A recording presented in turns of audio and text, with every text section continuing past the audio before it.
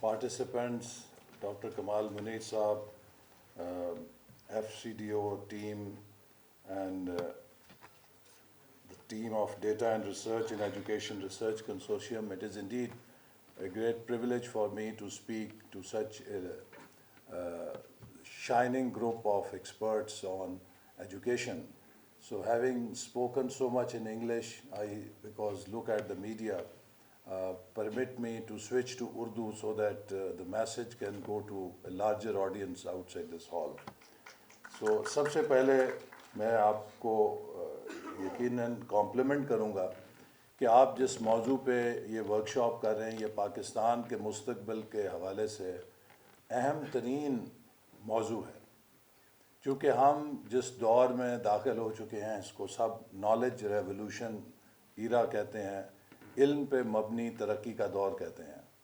زرعی معیشت کے بعد، صنعتی معیشت کے بعد اب ہم علم پہ مبنی ترقی میں ہیں، اور یہاں پر ترقی کا پیمانہ مسل پاور نہیں ہے، کسی بھی قوم کی برین پاور ہے، اور برین پاور کا تعلق براہ راست اس قوم کی علمی اور تعلیمی صلاحیت کے ساتھ ہے۔ ابھی میں یہاں پر کچھ تاخیر اس لیے ہوئی کہ پائیڈ اور یونیسیف کے اشتراک سے ہم ایک ورکشاپ کر رہے ہیں جس پر پاکستان میں ہمارے بچوں کی جو حالت زار ہے اس کے اوپر ایویڈنس بیسڈ ریسرچ لے کے آئیں اور پالیسیز بنائیں، چونکہ بچوں کا تعلق بھی ہمارے مستقبل سے ہے۔ پاکستان نے اپنے ماضی میں کسی حد تک قابل ذکر ترقی کی ہے، لیکن وہ تمام ترقی کے جو اعداد و شمار ہیں وہ فزیکل ڈیولپمنٹ کے ڈومین میں ہیں۔ ہم نے بڑی بڑی تعمیرات کی ہیں، ہم نے ڈیمز بہت اچھے بنائے ہیں، ہم نے شاہراہیں بہت اچھی بنائی ہیں، ہم نے عمارتیں بہت اچھی بنائی ہیں، لیکن قوم صرف فزیکل انفراسٹرکچر کے ساتھ ترقی نہیں کرتی۔ فزیکل انفراسٹرکچر ہارڈ ویئر ہوتا ہے، اور ہارڈ ویئر سافٹ ویئر کے بغیر کوئی قیمت نہیں رکھتا۔ جیسا کہ آپ دنیا کا بہترین مہنگا ترین کمپیوٹر پرچیز کریں، لیکن اگر اس کو چلانے کے لیے سافٹ ویئر نہیں ہے تو اس کمپیوٹر کی مالیت صرف جو پلاسٹک اور شیٹ میٹل اس کے اندر بنانے میں گیا ہے وہ تولنے کے قابل ہے، وہ کمپیوٹر کوئی کام کرنے کے قابل نہیں ہے۔ So what gives that computer real value is the soft where. تو اسی طرح کسی ملک کے اندر بھی جو فزیکل انفراسٹرکچر ہے وہ اس کا ہارڈ ویئر ہے، اس کو جو چیز ویلیو دے سکتی ہے وہ اس کا ہیومن ریسورس ہے، اس کا سافٹ ویئر ہے۔ لیکن اگر اس کا ہیومن ریسورس مطلوبہ صلاحیت کا نہیں ہوگا تو وہ جتنی مرضی انویسٹمنٹ اپنے فزیکل انفراسٹرکچر میں کرے وہ سب سیمنٹ اور سریے سے زیادہ قیمت اس کی مالیت نہیں ہے۔ پاکستان میں انفارچونیٹلی ہماری جو ترقی کا پلیٹ فارم ہے وہ فریکچرڈ ہے، اینڈ میں اس کو بار بار کہتا ہوں، اور ہم نے ہر اس ترقی کے منصوبے میں جو شروع کیا، چاہے وہ ویژن 2010 تھا، چاہے وہ ویژن 2025 تھا، اس کو ایک مرکزی نقطہ بنایا، لیکن پاکستان کی جو سیاسی تاریخ ہے اس میں جو ہماری پولیٹیکل انسٹیبلٹی ہے اس نے کسی بھی اقتصادی منصوبے کو تسلسل نہیں دیا، اور ہمارے تمام وہ پروگرامز ڈسرپٹ ہوتے رہے جس سے ہم مطلوبہ نتائج نہیں حاصل کر سکے۔ اور یہ بات میں سمجھتا ہوں آپ سب اوپینین لیڈرز ہیں، ہمیں اب سمجھ لینی چاہیے کہ ہم ایک بڑے، وہ ہارورڈ یونیورسٹی نے تو کیس اسٹڈی کی تھی نازک موڑ کب ختم ہوگا، نازک موڑ۔ میں سمجھتا ہوں کہ نازک موڑ نہیں، فیصلہ کن موڑ ہے۔ ہمیں فیصلہ کرنا ہے کہ کیا ہم نے وہی کچھ دہرانا ہے جو ہم نے 78 سالوں میں دہرایا، یا ہم نے اب کچھ مختلف کرنا ہے۔ اگر آپ دنیا کی کامیاب ممالک سے سبق لیں تو ایک بات بہت واضح آتی ہے کہ پالیسیز کی حیثیت ایک بیج کی ہوتی ہے۔ Policies are like seeds and they are no guarantee to give you results. You can have the best of the best policies just as you can have best of the best seed, but that seed will not guarantee harvest. Harvest کیا چیز guarantee کرے گی کہ that seed must also have an enabling environment. اگر اس بیج کو آپ وہ ماحول نہیں دیں گے، اس کا موسم ٹھیک نہیں ہوگا، زمین میں نمی نہیں ہوگی، زمین میں کاشت کے بعد سٹیبلٹی نہیں ہوگی کہ جس میں وہ بیج اپنی روٹس نکالے، جرمنیٹ کرے، پودا بنے، پھل لگائے، اس کو وقت پہ پانی نہیں ملے گا تو وہ کبھی بیج مطلوبہ پیداوار نہیں دے سکتا. اسی طرح پالیسی کو بھی برابر ہونے کے لیے یا پھل دینے کے لیے وہ ماحول چاہیے. ہماری ناکامی اس ماحول کو پیدا کرنے میں رہی ہے، چاہے وہ تعلیم کی پالیسیاں تھیں، چاہے وہ صحت کی پالیسیاں تھیں، چاہے وہ اقتصادی ترقی کی پالیسیاں تھیں. اور اس ماحول کے 4 بنیادی ستون ہیں. جاپان سے لے کے Korea, Malaysia, China, Singapore, Vietnam, India, Bangladesh, Turkey, جو بھی حالیہ جتنے ممالک ہیں، ان سب میں آپ کو 4 بنیادی ستون نظر آئیں گے جن پر ان کی کامیابی کا ایکو سسٹم کھڑا ہوا. فرسٹ، پیس. امن کے علاوہ ترقی نہیں ہوتی. 2، پولیٹیکل سٹیبلٹی. سیاسی استحکام کے بغیر کوئی ملک ترقی نہیں کرتا.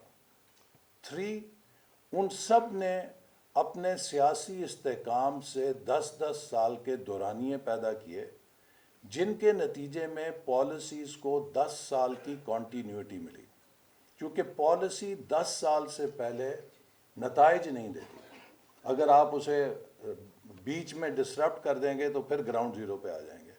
تو انڈیا دیکھ لیجئے، 10 سال منموہن سنگھ کے، 15 سال مودی کے، 25 سال میں انڈیا ٹرانسفارم ہو گیا. بنگلہ دیش میں 15 سال حسینہ واجد کو ملے، ان 15 سالوں میں وہ ایک ایکسپورٹ لیڈ اکانومی بن گئے. اسی طرح مہاتیر صاحب 22 سال رہے، ان 22 سالوں میں ملیشیا ٹرانسفارم ہو گیا. سنگاپور میں لی کوان یو 31 سال کی 3 ڈیکیڈز کی کنٹینیوٹی تھی، وہ ٹرانسفارم ہو گئے. چوتھی چیز یہ ہے کہ سٹیبلٹی اور کنٹینیوٹی کے ساتھ ایک commitment for continuous reform and modernisation. وہ اگر نہیں ہوگی تو پھر آپ کے ہاں وہ سٹیبلٹی اسٹیٹس کو مضبوط کرنے کا ذریعہ بن جاتی ہے. تو وہاں پر سٹیبلٹی اور کنٹینیوٹی کے ساتھ ایک کنٹینیوس ریفارم پاتھ بھی ہونا چاہیے. تو یہ وہ 4 چیزوں پہ مبنی ایک ایکو سسٹم ہے جس کے اندر جب آپ پالیسیز لگاتے ہیں تو وہ برابر ہوتی ہیں. اور ہمیں اب بحیثیت قوم فیصلہ کرنا ہے کہ کیا ہم ان ڈسرپشنز کا شکار ہوتے رہیں گے جن کا ہم ماضی میں رہے ہیں، یا اب ہم نے فوکس کے ساتھ اپنے ملک کے ترقی کے لیے وہ ماحول پیدا کرنا ہے کہ جس میں یہ سارے آئیڈیاز جو آپ سب دیکھیے، کسی بھی منسٹری میں چلے جائیں، آئیڈیاز کی کمی نہیں ہے. بہت گلوسی پیپرز کے اوپر اتنی شاندار رپورٹس ہیں کہ جو ہمارے بائی لیٹرل ڈونرز ہیں انہوں نے بنا کے دی ہیں، ایف سی ڈی او نے بنا کے دی ہیں، یو ایس ایڈ نے بنا کے دی ہیں، جائکا نے بنا کے دی ہیں. ہمارے جو ملٹی لیٹرل پارٹنرز ہیں، Asian development bank, world bank, انہوں نے بنا کے دی ہیں. ملینز آف ڈالرز کی دنیا کے بہترین کنسلٹنٹس انگیج کیے ہیں. لیکن وہ اسٹینفورڈ یونیورسٹی کے 2 پروفیسر تھے، ایک جیفری پیفر اور ایک رابرٹ سٹن. ان کی کتاب ہے نوئنگ ڈوئنگ گیپ. انہوں نے ریسرچ کی، انہوں نے کہا کہ کامیاب آرگنائزیشن اور ناکام آرگنائزیشن میں کیا فرق ہوتا ہے. تو انہوں نے کہا کہ ایک کامیاب آرگنائزیشن وہ ہے کہ جس میں نوئنگ ڈوئنگ گیپ کم سے کم ہوتا ہے، کہ وہ اپنے علم کو عمل میں، ایکشن میں ڈھالنے کی صلاحیت رکھتے ہیں. اور جو ایک ناکام آرگنائزیشن ہے، وہ بیمار آرگنائزیشن وہ ہوتی ہے کہ اس کو پتہ تو سب کچھ ہوتا ہے لیکن اس کا نظام ایسا ہوتا ہے کہ جس کے انسینٹیوز ایسے ہوتے ہیں کہ وہاں پر آپ ان چیزوں پر عمل نہیں کر سکتے. اسٹیٹس کو انٹرینچڈ ہوتا ہے، رسک لینے کی کسی کو موقع نہیں ہوتا، یا تبدیلی لانے is not considered very good. اور دوسرے جو انٹرینچڈ انٹرسٹ ہیں وہ بہت پاورفل ہوتے ہیں. تو لہٰذا ان کو معلوم تو ہوتا ہے کہ کیا کرنا چاہیے لیکن وہ اس پر عمل کرنے کی صلاحیت نہیں رکھتے ہیں. There is a big knowing doing gap. لہٰذا وہ آرگنائزیشن ایک بیمار آرگنائزیشن ہوتی ہے. تو اسی طرح ہمارے ہاں بھی آپ کسی بھی وزارت میں چلے جائیں، اور کسی بھی سیکرٹری سے پوچھیں کہ اس شعبے کے اندر کیا ہونا چاہیے، تو میرا خیال ہے کہ آپ کو تقریباً اسی پائے کی پریزنٹیشن ملے گی جس پائے کی پریزنٹیشن کمال منیر صاحب کیمبرج یونیورسٹی میں دیکھتے ہوں گے. لیکن جب ہم یہ پوچھیں گے کہ اس پر عمل درآمد کی کیا کیفیت ہے، تو دین یو ول سی کہ سوری فگر کٹ وہاں پر ہوتی نظر آئے گی. تو یہ جو عمل اور علم کا گیپ ہے، اس کو برج اسی لیے ہم کر سکتے ہیں کہ ہم ایک ریفارم کے راستے پہ چلیں. ریفارم کے راستے پہ تب چلیں گے کہ جب اس ملک میں استحکام ہوگا اور پالیسیز کو چلنے کا موقع دیا جائے گا. تعلیم ایک بنیاد ہے، جیسے میں نے کہا کہ اب آنے والا دور نالج ریولوشن کا ہے. ابھی ہم نے کل ایک پریزنٹیشن کی نیشنل لیڈرشپ کو اڑان پاکستان پہ، اور اس میں بھی میں نے جو بنیادی نقطہ یہی بیان کیا کہ ہمارا جو سوشیو اکنامک پلیٹ فارم ہے وہ فریکچرڈ ہے. ہمارے معاشی انڈیکیٹرز قدرے مڈل انکم کنٹری کے قریب قریب ہیں، لیکن ہمارے جو سوشل انڈیکیٹرز ہیں وہ افریقہ کے پسماندہ ترین ممالک کے ہم پلہ ہیں. تو اس کی مثال ایسے ہے کہ جیسے ایک جو پلیٹ فارم ہے اس میں سے آدھا حصہ گرا ہوا ہو، تو آپ اس گرے ہوئے حصے کے ساتھ اس پلیٹ فارم پہ کوئی عمارت نہیں کھڑی کر سکتے. وہ کوئی مستحکم عمارت نہیں ہوگی جب تک کہ آپ اس کو ایون نہیں کریں گے. وہ پلیٹ فارم سیدھا نہیں ہوگا، آپ ترقی کی عمارت نہیں کھڑی کر سکتے. تو ہمیں اس وقت سب سے زیادہ فوکس جو ہماری نمبر 1 پرائرٹی ہے اس ہمارے نزدیک اور بحیثیت قوم بھی ہونی چاہیے، وہ یہ ہے کہ ہم اپنی سماجی پسماندگی، سوشل انڈر ڈیولپمنٹ کو کس قدر تیزی سے دور کرتے ہیں. اب آ جائیے سوشل انڈیکیٹرز پہ. ابھی حال ہی میں ہم نے سینسس کیا، 2023 میں تازہ ترین سینسس کیا، ہماری وزارت نے کیا. تو یہ معلوم ہوا کہ ہم نے جو پچھلے 30 سالوں سے آبادی کے بڑھنے پر بریک لگائی ہوئی تھی، بریک پر پیر تھا، اگرچہ آہستہ رفتار سے گھٹ رہی تھی، 3.2% سے گھٹ کے 2.4 پہ آ گئی. یکا یک اب ہم نے بریک سے پیر اٹھا کے ایکسیلریٹر پہ رکھ دیا، اور وہ 2.4 سے 2.55%، 2.55